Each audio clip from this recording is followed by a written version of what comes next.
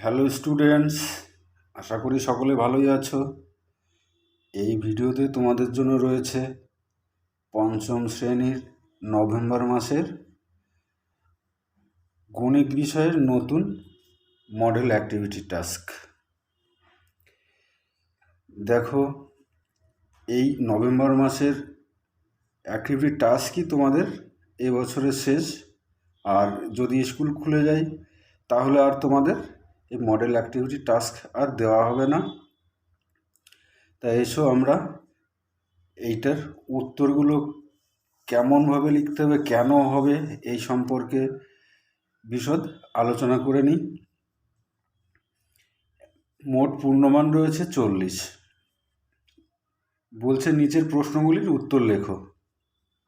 এক দাগে বলছে বহুমুখী উত্তরধর্মী প্রশ্ন। এখানে মোট 7টা প্রশ্ন আছে।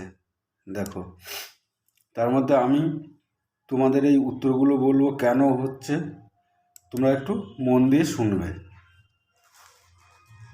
দেখো, 1 বলছে 6 স্থানীয় মান 6 গুণ 100।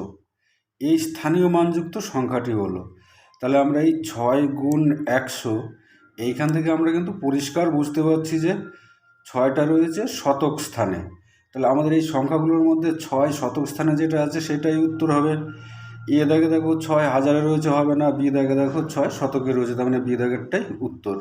আর এগুলো আর হবে না। দেখো, এবার 2 দাগ বলছে নিচের সংখ্যা 4টির ক্ষুদ্রতম সংখ্যাটি হলো। এখানে 4টে সংখ্যা আছে, আমরা প্রথমে সংখ্যাগুলোকে দেখে নিই। এটা লাখে রয়েছে, এটাও লাখে, এটাও লাখে, এটাও লাখে। তাহলে সবগুলোতেই দেখো 1 লাখ করে রয়েছে সবগুলোতেই। তাহলে আমরা এবার হাজারের ঘরটা দেখি। এটা রয়েছে 82,000, এটা 88,000, আর এটা 80,000, এটা 86,000। তাহলে আমরা হাজারের ঘর বিচার করে আমরা কিন্তু পেয়ে যাচ্ছি সব থেকে ছোট সংখ্যা কোনটি। তাহলে এখানে দেখো 82,000, 88,000, আর এটা 80,000, এটা বা 86,000। তাহলে 80,000 সব থেকে ছোটো, সেই জন্য সি অপশনটা উত্তর। কারণটা তোমরা দেখে নেও। যদি হাজারের ঘরটাও মিলে যেত তাহলে আমরা শতকের ঘরটাকে আমরা বিচার করে দেখতাম। শতকের ঘর মিলে গেলে দশকের ঘর, আর দশকের ঘর যদি একই থাকতো, মিলে যেত, তাহলে আমরা এককের ঘর দিয়ে বিচার করতাম। এবার পরেরটা দেখো, 3 দাগ 138 গুণ 29, এটা কত হবে? তাহলে আমরা গুণ করার সময় প্রথমে 9 দিয়ে 138কে গুণ করি, তারপরে যা হয় 2 দিয়ে একে গুণ করে শেষে আর একটা শূন্য বসে দিয়ে যোগ করলেই হয়। তাহলে সেই আকারে আছে, দেখো কোথায় তাহলে হবে 138 গুণ 9। 138 গুণ 9 এখানে নেই, এখানে নেই, এখানেও নেই। শীতে দেখো 138 গুণ 9 আছে শীতে। আর তারপরে 2টার স্থানীয় মান হচ্ছে 20।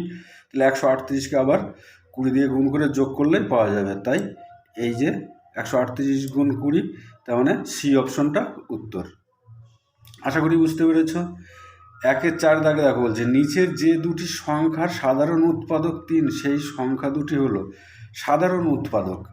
অর্থাৎ 3 দিয়ে সাধারণ উৎপাদক থাকা মানে এই সংখ্যা দুটোকে 3 দিয়ে অবশ্যই ভাগ করে মিলে যেতে হবে। দেখো, এখানে 21কে মেলে, 10কে মেলে না 3 দিয়ে। এখানে 17কে মেলে না, আবার 24কে মেলে। এখানে 18কে মেলে, আবার 14কে মেলে না। তাহলে এইখানে দেখো 3 দিয়ে 12কেও মিলছে, 15কেও মিলছে। তাহলে এইটাই হবে উত্তর। তাহলে হয়ে গেল ডি দাগের উত্তর 4। কারণগুলো একটু ভালো করে শুনবে, সবই বুঝতে পারবে। এবার পরের প্রশ্ন, 5 দাগ। 5 দাগে বলছে দেখো 2/3 এর একটি সমতুল্য ভগ্নাংশ। আচ্ছা, আমরা তার আগে একটু জেনে নিই।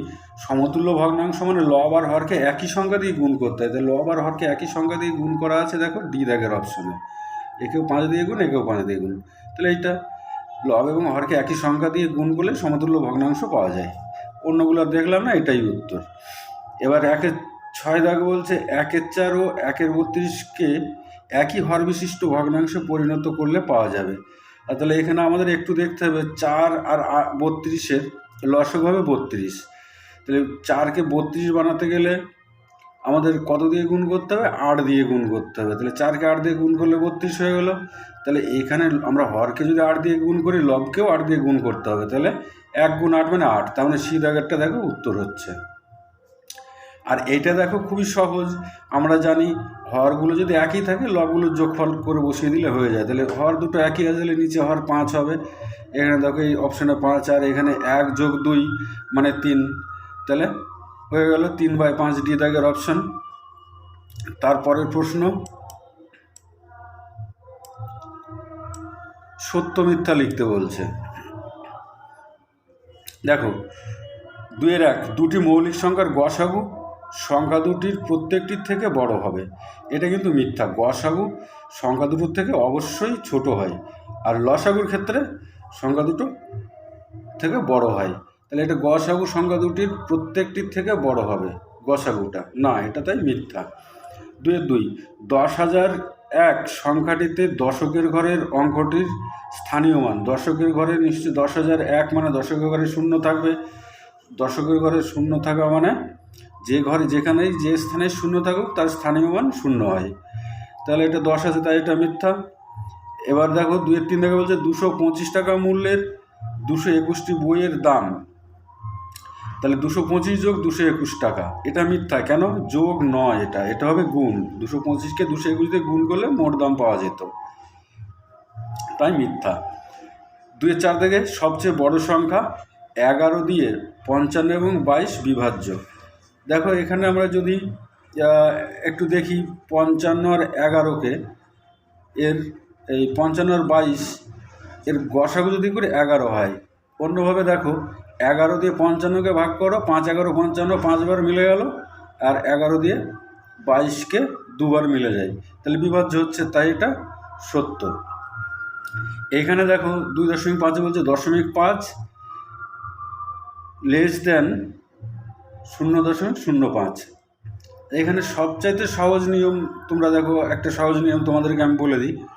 আমরা জানি যে দশমিকের পরে শূন্য থাকলে কোনো অসুবিধা হয় না। তাহলে এখানে যদি আমরা একটা শূন্য দিই তাহলে কী হবে, 50 হয়ে গেল। তাহলে এটা হচ্ছে 50, এই আমরা তারপরে এরও দুটো পরে দশমিক হয়ে গেলে, এরও দুটো পরে দশমিক, তাহলে দশমিকটাকে আমরা যদি ক্যান্সেল করে দিই তাহলে এটা হয়ে গেল 50, এখানে পাবো 5। তাহলে 50 5 অপেক্ষা ছোট, এটা মিথ্যা। তাই 50 5 অপেক্ষা বড়, অর্থাৎ গ্রেটার দ্যান চিহ্ন হতো, অপেক্ষা বড় চিহ্ন হতো। পরের প্রশ্ন 2-6, এই দুটো সরলরেখায় আঁকা আছে। দেখো দুটো সরলরেখা, এখানে বলছে সরলরেখা দুটি পরস্পর ছেদি সরলরেখা। এটা সত্য, হ্যাঁ। তার কারণ কি, সরলরেখা এটা এর অসংখ্য, এদিকেও অসংখ্য, তীর চিহ্ন মানে দুই দিকে যত খুশি যেতে পারে, হ্যাঁ। সেই জন্য এটা যদি এদিকে চলে আসে তাহলে একে ছেদ করবে, পরস্পর ছেদ করে, তাই এটা সত্য। এবার বলছে 2 সাথে আয়তাকার চিত্রের পরিসীমা। আমরা আয়তাকার চিত্রের পরিসীমা জানি 2 ইন্টু দৈর্ঘ্য প্লাস প্রস্থ। তাহলে এখানে যদি আমরা একটা ব্র্যাকেট থাকতো তাহলে কিন্তু এটা সত্য হয়ে যেত। যেহেতু এখানে ব্র্যাকেট নেই তার অর্থ দাঁড়াচ্ছে 2 দৈর্ঘ্য যোগ প্রস্থ, তাহলে এটা মিথ্যা। যদি আমরা এইভাবেও লিখি 2 দৈর্ঘ্য যোগ 2 প্রস্থ, তখন ঠিক হয়, তাই এটা মিথ্যা। এবার স্তম্ভ মেলানোতে দেখো এটা রয়েছে 2,50,250। তাহলে দেখো 2,00,000 এই যোগ 50,000 যোগ 2-এর স্থানীয় মান 200, এদিকে 50, তাহলে এটা ঠিক। এবার এখানে রয়েছে 25,250, তাহলে এখানে দেখো 25,000, এখানে 10,000 10,000 20 20 20, আর এদিকে রয়েছে 4 আর 1 5, 25,000 100 100 200, আর এটা 50, তাই এটার সঙ্গে মিলল। আর 25,520 এখানে দেখো কথাই লেখা রয়েছে, মিলে গেল। এবার 3 দাগে এটাও মিলাতে হবে। সরল রেখা এর কোনো প্রান্তবিন্দু নেই, সরল রেখাংশ 2টি প্রান্তবিন্দু আছে, রশ্মির 1টি প্রান্তবিন্দু আছে, আর সমবিন্দু সরলরেখা একটি নির্দিষ্ট ছেদবিন্দুগামী। এটা দেখে দেখে তোমরা এর সঙ্গে মিলিয়ে নিও, হয়ে গেলে এটাও সহজ। এবার আমাদের 4 দাগে বলছে এইগুলো, এই শূন্য এই শূন্যস্থানে অর্থাৎ এই ফাঁকা ঘরগুলোতে কীভাবে বসাতে হবে। এইগুলো বসাতে গেলে আমাদের একটু ক্যালকুলেশন দেখা দরকার, তাই চলো আমরা একটু ক্যালকুলেশন দেখে এগুলো করি।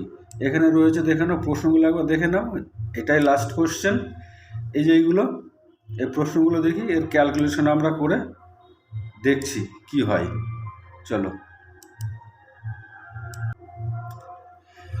দেখো এখানে 4-এর 1 দাগে বলা আছে √144। এখানে ঘর করা আছে, ঘরে 12 হবে। কি করে হবে আমরা দেখে নিই। আমরা বর্গমূল, এটা বর্গমূলের অঙ্ক। বর্গমূল আমরা যেহেতু 5-এ পড়ি, আমরা এই উৎপাদকের সাহায্যে বর্গমূল করে নিচ্ছি। ভাগ পদ্ধতিতেও করা যায়, সেটা আমরা 6-এ গিয়ে শিখব। এসো দেখে নিই। 2 দিয়ে আমরা ভাঙলাম, একে 2 দিয়ে ভেঙে 72 হলো, আবার 36, আবার 18, আবার 9 হলো 3 দিয়ে। তাহলে 144 সমান আমরা কী কী পেলাম দেখো। এখানে 4টে 2 আছে, 2টো 3, 4টে 2, 2টো 3-এর গুণফল। তাহলে আমরা বর্গমূল করার সময় জানি বর্গমূলের ভিতরে 2টো থাকলে একটা বাইরে বেরোয়। তাহলে এই 2টো 2-এর জন্য একটা বাইরে বেরিয়েছে, এই 2টো 2-এর জন্য একটা 2 বাইরে বেরোলো, আর এই 2টো 3-এর জন্য একটা 3। তাহলে এইগুলোর গুণফল হচ্ছে 12। তাই এখানে হচ্ছে 12। তারপরে 4-2 দাগের প্রশ্ন দেখো। 4-2 দাগের প্রশ্ন এখানে বলছে 18/18 বিয়োগ 15/18। তাহলে এইখানে দেখো, এইখানে 1/6 হবে। কী করে 1/6 হবে আমরা দেখো এইখানে একটু করে দেখে নিয়েছি অঙ্কটাকে। আমরা 18/18 বিয়োগ 15/18, তাহলে দুটোই 18 লসাগু রয়েছে। তাহলে আমরা এটা হর দুটো যদি একই থাকে, উপরের লব দুটোকে বিয়োগ করলেই আমরা বিয়োগফল পেয়ে যাই। তা 18 বসে গেছে, 18 থেকে 15 বাদ দিলে থাকে 3। তাহলে 3/18, একে একটু কাটাকাটি করতে হয়েছে। 3 দিয়ে 3-একে 3, আর 3 দিয়ে 18-কে কেটেছি 6, 1/6। তাহলে এই যে 1/6 এইটা এই ঘরে বসলো। আশা করি তোমরা বুঝতে পেরেছ। আর এটা 4-এর 3 দাগের অঙ্কটা খুবই সহজ। দেখো বলতে এটাকে অপ্রকৃত ভগ্নাংশে পরিণত করতে হবে। এবার অপ্রকৃত ভগ্নাংশ পরিণত করতে গেলে আমরা জানি যেটা পূর্ণ সংখ্যা থাকে সেই পূর্ণ সংখ্যা আর হর গুণ করতে হবে, গুণ করে লবটা যোগ করে দিতে হবে। তাহলে 6 আর 3 গুণ করলে হচ্ছে 18, 18 আর 5 কত 23, আর হর যা থাকে তাই থেকে যায়। 23/3 হয়ে গেল। এবার পরে 4-এর 4 দাগ। 4-এর 4 দাগ দেখো। এটা আমরা যদি পড়ি, অঙ্কটা পড়লে বুঝতে পারবো যে যোগ অঙ্ক। তাহলে দেখো 4 টাকা 50 পয়সা আর 15 টাকা 50 পয়সা, এটাকে যোগ করে দিলাম। যোগ করে দেখো 10, 5,900 10, 11 2, অর্থাৎ 20 টাকা হলো। তাহলে উত্তরে লিখে দেবো আমার কাছে মোট 20 টাকা হলো। তাহলে এটা তোমরা অঙ্কটা পাশে এই যে ঘরটা করা ছিল, ওই ঘরের ভেতরেও 20 টাকা লিখে দিলে হতো। তারপরে অঙ্কটা দেখো।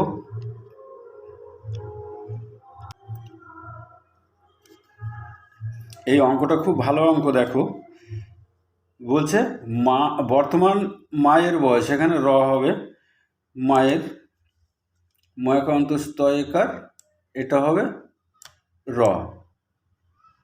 মায়ের বর্তমান মায়ের বয়স 36 বছর। আমি মায়ের থেকে 25 বছরের ছোট। তাহলে দেখো মায়ের বর্তমান বয়স যদি 36 বছর হয়, আমি কিন্তু 25 বছরের ছোট। তাহলে আমার বয়স কত হবে? তাহলে আমার বর্তমান বয়স হবে 36। এই 36 বছর থেকে 25 বছর, এই 36 থেকে এই 25 বছর বাদ দিয়ে দেবো। বাদ দিয়ে থাকলে দেখো 11 বছর থাকে। তাহলে 11 বছর হচ্ছে আমার বর্তমান বয়স। আচ্ছা, এবার দেখো 2 বছর পরে আমাদের বয়সের সমষ্টি চেয়েছে উত্তরে। তাহলে 2 বছর পর মায়ের বয়স হবে, মায়ের যদি 36 বছর এখন থাকে, তাহলে 2 বছর পরে কী হবে? 2 বছর বেড়ে যাবে। 36 যোগ 2 বছর, তার মানে কত হচ্ছে? 38 বছর হচ্ছে মায়ের। 36 আর 2 38। আর আমার বর্তমান বয়স হচ্ছে 11 বছর। দেখো 11। তাহলে 2 বছর পরে কী হবে? আমার বয়স হবে, 2 বছর পর আমার বয়স হবে 11-র সঙ্গে 2 যোগ হবে, তার মানে 13 বছর। তাহলে 2 বছর পর আমাদের বয়সের সমষ্টি কত হবে? এই যে এখানে হয়েছে 38 বছর, 2 বছর পর মায়ের বয়স হচ্ছে 38 বছর, আর আমার 13 বছর। তাহলে এই দুটো যোগফলই হবে আমাদের বয়সের সমষ্টি। সেটা দেখে নাও। দেখো 2 বছর পর আমাদের বয়সের সমষ্টি হবে 38 যোগ 13। এই দুটো যোগ করে হচ্ছে 51। দেখো ভালো করে যোগ করে দেখো, 51 বছর হবে। 51 বছর। তাহলে এই ছিল আমাদের অঙ্কের সমস্ত বিষয়ের উত্তর। দেখো উত্তরগুলো আমি বিস্তারিত আলোচনা করেছি। তোমরা যদি আমার কথাটি ভালো করে শোনো, তোমরা কিন্তু সবই বুঝতে পারবে। আর আমার এই এরকম তোমাদের ক্লাসের নতুন নতুন বিষয়ের ভিডিও পাওয়ার জন্য চ্যানেলটিকে সাবস্ক্রাইব করে রেখো এবং ভালো লাগলে একটি লাইক করো। এখানে শেষ করছি।